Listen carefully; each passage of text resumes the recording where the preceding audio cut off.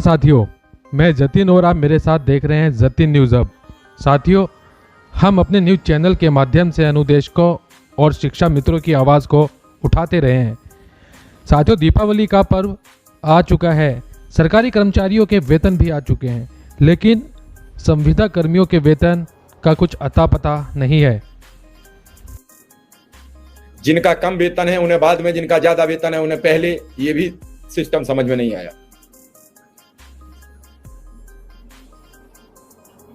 मेरा मानना है गरीबों को पहले मिल जाना चाहिए,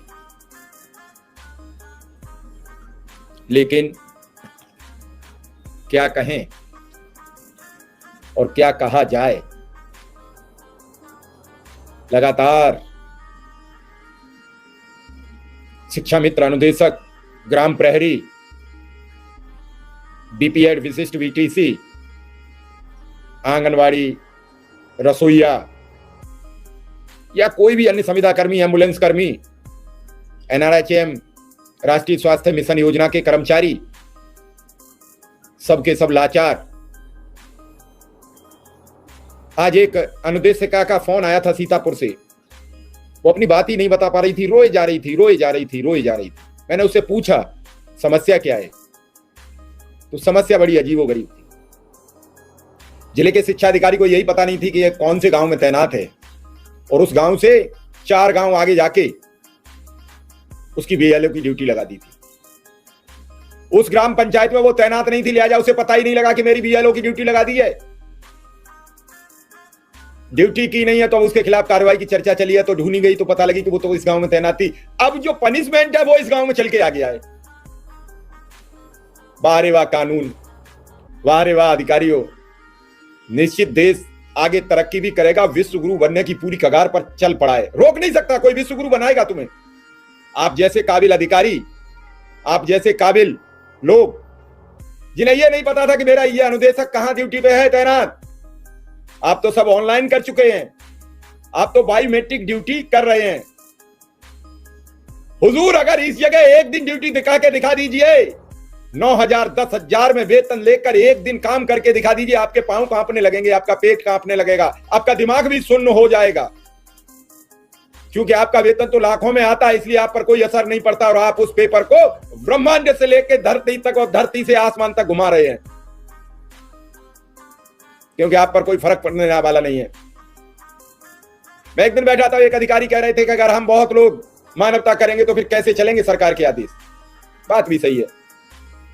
सिखाया जाता है सबसे पहले पुलिस के अधिकारियों को, सुनिए, डॉक्टरों को, कि अगर आप बिल्कुल मानवता का चादर ओढ़े रहे तो इलाज नहीं कर पाएंगे। आप मरीज के फोड़े को छुएंगे, वो चीख पड़ेगा, कैसे करेंगे। लेकिन क्या गरीब के घर में अंधकार की दीपावली करवाएंगे? मैं सीधा उत्तर प्रदेश के बहुमुखी विकास, चौमुखी विकास की बात करने वाले मुख्यमंत्री योगी आदित्यनाथ जी से अनुरोध करता हूं, गुजारिश करता हूं, अनुदेशक, शिक्षा मित्र, रसोईया, आंगनवाड़ी, इन सब का वेतन रिलीज कर दीजिए, बड़ी मेहरबानी होगी। आप तो संत हैं, सहृदय हैं, उम्मीद भी नहीं की जा सकती थी कि आप इतना कठोर हो जाएंगे। ये लाखों परिवार आपके ओर निहार रहे हैं, ठीक उसी तरीके से जैसे चंद्रमा के चांद की रोशनी के लिए, उस उजियाली रात के लिए लोग व्यथित रहते हैं, इंतजार करते हैं कि पूर्णमासी का चांद देखने को मिलेगा, चारों तरफ उजियाली रात आएगी। ये शिक्षा मित्र और अनुदेशक के लिए उजियाली रात वो कौन सी होगी? कब आएगा इनके खाते में वो वेतन जिसकी इन्हें मुराद है? कब होगी इनकी मुराद पूरी? ये ठीक आपसे उसी तरीके से प्रार्थना करते हैं कि ओम जय जगदीश हरे, और जब आप राजा हैं, आपकी प्रजा अगर भूखी सोती है तो इसका सबसे बड़ा पाप के भागी आप होंगे, कोई और नहीं होगा।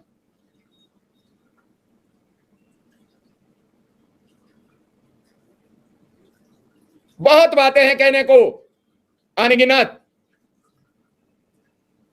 मैं उन अधिकारियों से पूछता हूं जो पढ़ाई के नाम पर तो चाहते हैं कि शिक्षा मित्र काम करे, बीएलओ के नाम पर चाहते हैं शिक्षा मित्र काम करे, सरकारी काम के नाम पर चाहते हैं शिक्षा मित्र अनुदेशक काम करे, लेकिन वेतन के नाम पर या उन्हें समाज में इज्जत देने के नाम पर क्यों उनके साथ खिलवाड़ की जाती है? कभी जब उन्हें बीएलओ और उसकी ड्यूटी लगाई जाती है शिक्षक वाली लिस्ट में शामिल होते हैं, लेकिन अवॉइड का नंबर आता है शिक्षक वाली लिस्ट से उनका नाम गायब होता है। कितनी बातें की जाएं, कितना खालीपन पूरा करोगे?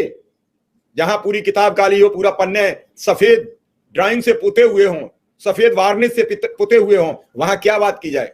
मैं तो कहता हूं इनमें से कोई भी अधिकारी 1 वर्ष 9,000 में वेतन से काम चलाए, मैं उसका जिंदगी भर पानी भरूंगा। मैं लाइव कह रहा हूं, पूरे जीवन गुलामी करूंगा, उसी के यहां काम कर लूंगा।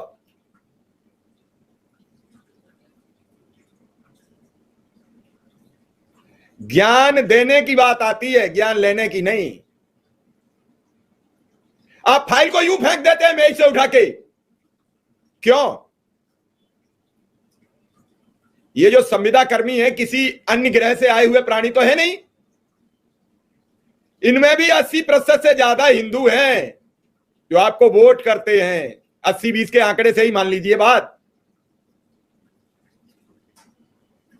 कहीं पर भी आ जाइए, आपके पास कोई जवाब नहीं होगा।